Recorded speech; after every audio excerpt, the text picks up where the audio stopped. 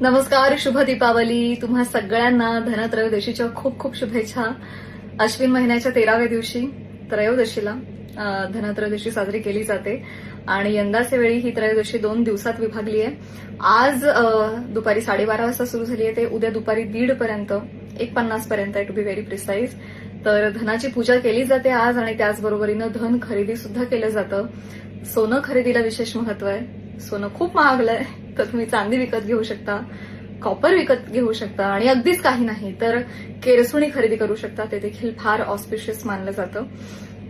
त्याचबरोबर म्हणजे धनाबरोबरच आज धन्वंतरी देवाची पूजा केली जाते.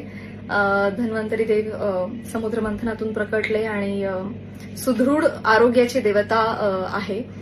तर आरोग्य हेच आपलं खरं धन आहे आणि त्यामुळे आज धनाबरोबर आपल्या स्वतःच्या आरोग्याची देखील आपण निगा राखली पाहिजे. तो देखील एक रिमाइंडर आहे. आणि जेव्हा आपण आरोग्य म्हणतो तेव्हा फक्त शारीरिक आरोग्य कन्सिडर करतो बरेचदा, पण शारीरिक आरोग्याबरोबरच मानसिक आरोग्य तितकंच महत्वाचं आहे. तर मानसिक आरोग्याकरता मी तुम्हा सगळ्यांनाच विनंती करेन की आज थोडा वेळ तरी ध्यान करा, विच इज माय फेवरेट. युट्यूबवर मेडिटेशन्सवर हजारो व्हिडिओज तुम्हाला मिळतील.